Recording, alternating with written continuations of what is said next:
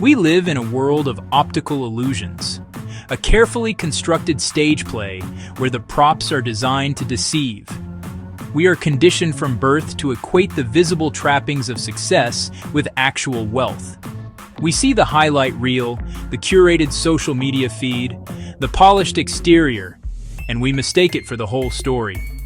It's a powerful, pervasive mirage, and it keeps millions trapped in a cycle of earning and spending, forever chasing a horizon that moves further away with every purchase. You see a man driving a $100,000 car, and you think, he is rich. You see a woman in a $5,000 suit, and you think, she made it. You scroll past photos of exotic vacations and assume the person is living a life of leisure. But in 90% of cases, you are not looking at wealth. You are looking at debt. You are looking at liabilities masquerading as success.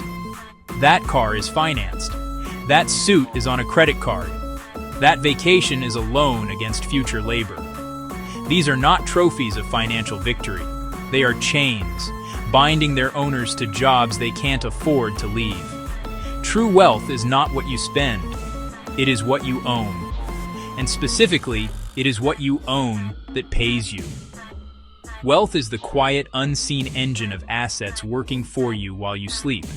It's the real estate generating rent, the business generating profit, the portfolio generating dividends. It is the opposite of loud consumption. It is silent accumulation. In our last protocol, we discussed the escape velocity required to accumulate your first $100,000. That initial capital is your seed corn, your ticket out of the grind. But once you have that capital, you face a new, dangerous question. Where do I put it? This is the great filter. It's the moment that separates the temporarily affluent from the permanently wealthy. If you leave it in cash, the silent thief of inflation eats it alive. If you buy toys, the brutal force of depreciation destroys it. Both paths lead back to zero. You must convert your labor, your cash, into sovereign assets. Assets that hold their value, generate income, and are difficult to confiscate or devalue. Welcome to the Sovereign Protocol. Today, we are handing you the shopping list for freedom. There are 5 specific asset classes that have stood the test of time, weathering storms of economic collapse, war, and technological disruption. 5 things you must own if you ever want to stop working and start living on your own terms. We are going to break down exactly what they are, why you need them, and how they combine to build an impenetrable financial fortress around your life. This is the blueprint for your sovereignty. Before we list the assets, we must define the word. Most people use the accounting definition of an asset, anything that has value. This is a trap. Your house is not an asset. It takes money out of your pocket every month. Your car is not an asset. It loses value every day. In the Sovereign Protocol, we use a stricter definition. An asset is an employee that never sleeps. It works 24 hours a day, 7 days a week. It does not need coffee breaks. It does not complain. And its only job is to put more money into your pocket than you put into it. If it doesn't pay you, it's a toy, or worse, it's a parasite. Here are the 5 assets that work for you. We begin with the most powerful wealth-building tool known to modern civilization. Asset number 1, business equity. This isn't just a component of a portfolio. It's the very engine that drives financial sovereignty. This is the holy grail of wealth creation, the fundamental secret hiding in plain sight. Take a look at any list of the world's wealthiest individuals, like the Forbes billionaire list. You'll find a glaring pattern. Almost no one on that list got there by diligently saving money from a salary. That path leads to comfort, not generational wealth. They got there by owning equity in a business they either started or invested in early. So, what is equity? In simple terms, equity is ownership. When you own a business, whether it's a small digital agency, a local bakery, or a high-growth tech startup, you are owning a system. A system designed to generate value, solve problems, and most importantly, produce cash flow independent of your direct hour-for-hour labor. Why is this asset number one? Because it is the only asset with truly infinite upside. There is no ceiling. A stock might have a great year and go up 10%. A piece of real estate might appreciate 5%. These are respectable, but they are incremental gains. A business, on the other hand, can grow 100%, 500%, or even 1,000% in a single year. It's the difference between climbing a ladder and launching a rocket. Business is the engine of your wealth. It is the primary machine where you generate the significant cash flow that you will later deploy into other, more stable and frankly, more boring assets. You don't need to be Elon Musk or build the next Amazon. You just need to own a piece of a system that solves a real problem for profit. That is the foundational principle. Asset number two, real estate. If business is the engine, real estate is the shield. For centuries, land has been the primary store of wealth for nobility. Why? Because they aren't making any more of it. Real estate offers a triple threat of wealth building that no other asset matches. First, cash flow. Tenants pay off your debt. It is income you don't work for. Second, appreciation. Over time, physical property tends to rise in value along with inflation. Third, and most important, leverage. Real estate is the only asset where a bank will give you 80% of the money to buy it. You control a $500,000 asset with only $100,000 of your own money. This amplifies your returns massively.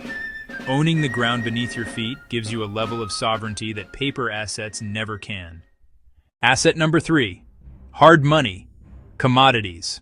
I'm talking about gold, silver, and in the 21st century, Bitcoin. These are not investments in the traditional sense. They do not produce cash flow. They do not have employees. So why must you own them? Because they are your insurance policy against the system itself. Governments can print unlimited amounts of paper currency. They can dilute your savings to zero through inflation. But they cannot print more gold, and they cannot print more Bitcoin. This asset class is outside money. It is the only wealth you can own that is not someone else's liability. When the economy crashes, when the currency fails, this is the asset that keeps you sovereign. It is the chaos hedge. Asset number four, paper assets, stocks and bonds. Specifically, I am talking about index funds and dividend stocks. This is the easiest asset to acquire. With one click, you can become a partial owner of the 500 biggest companies in the world. Think about what this represents. When you buy the S&P 500, you are buying the productivity of millions of human beings. You are buying the innovation of Apple, the logistics of Amazon, the engineering of Tesla. These people wake up every morning, drink their coffee, and go to work to make you richer. You don't manage them, you don't hire them, you just own a piece of their output. This is your passive army. While business equity requires your attention, your paper assets grow quietly in the background, compounding silently for decades. And finally, we arrive at asset number five. This is the new frontier, the most potent form of wealth creation in the 21st century: intellectual property and digital assets. Unlike the tangible assets we've discussed, these exist in the realm of ideas and information.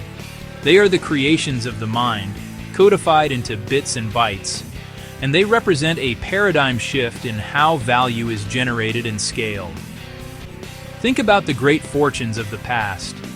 In the industrial age, you needed a factory, a physical plant with massive capital investment to be rich. Today, in the information age, the factories have been replaced. Now, you need an audience and a code base.